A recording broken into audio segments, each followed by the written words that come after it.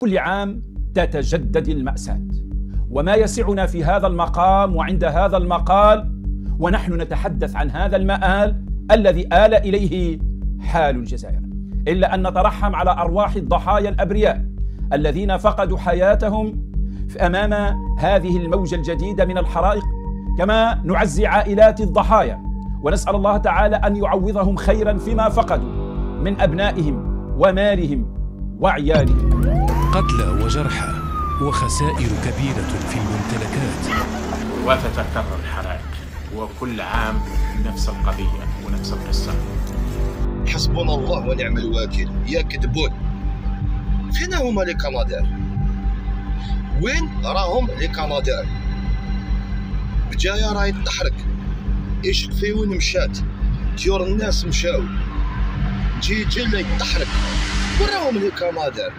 الناس تموت، الناس تحرق، وحنا مقابلين بلاد اللي راهي اون ايفوليسيون، بلاد اللي عندها 14 كنادير. هاد البلاد هادي عندها 14 كنادير بنادم، هاد البلاد عندها 14 كنادير، اللهم بارك على كل حال. ني بترول ني غازا عندهم 14 كنادير، وين راهم لي كنادير ديالنا؟ هذه هي المقارنة التي يجب أن تنظروا إليها أيها الجزائريون.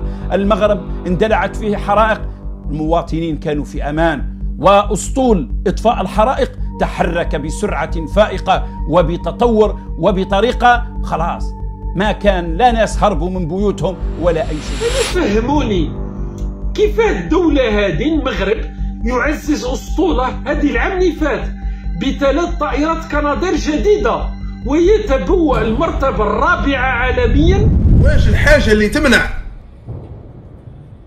دولة اللي تتغنى قدام الجناس وقدام الناس باللي ما عندهاش ديون في الخارج، واش يمنعها باش تشري لك دي كندا؟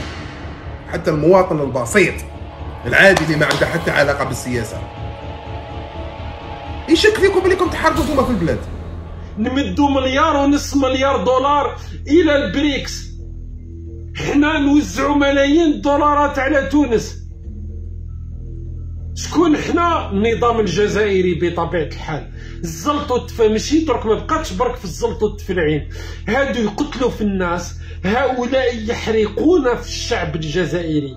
ما حدث اليوم هو حرق للشعب الجزائري.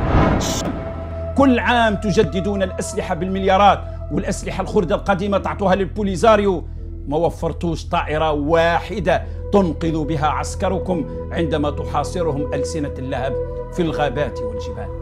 هذا هو جيش القوة الضاربة، هذا هو أقوى جيش في المنطقة.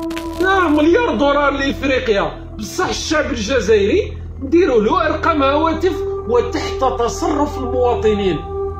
عيط وقت ما تحب خويا، عيط، فرغ على قلبك، قول لهم وين راحوا الكنادير، قول لهم راني راح نموت، راني راح نتحرق كما العائلة اللي احترقت بأكملها في ولاية بجاية رحمة الله عليهم. عيط شكي لهم، عيط بكي، عيط عزي، نديروا لك رقم هاتف باه تفرغ، ما تبقاش معمر. باش يمنع العصابة باش تشري لك نتايا دي كنادير، يعني الطيارات اللي طفي النار، اذا ماشي هي راهي تفتعل في هذا النيران. وإن بقينا على هذا الحال ونرى فيها هذه المناطق تحترق والناس مالهم وعتادهم وأولادهم يحرقون، صدقوني سيأتي اليوم الذي يطالبون فيه في أقل الأحوال بالانفصال وتحقيق دويلة صغيرة يعيشون فيها بأمان، أفضل من أن يعيشوا لا أمان ولا أمن مع نظام لا يفرق ما بين اللبن والتبن، ونظام يقاتل الذبابة بسلاح دباب. ما أكذبكم وما أخدعكم وما أنذلكم مع شعب كريم مثل الشعب الجزائري.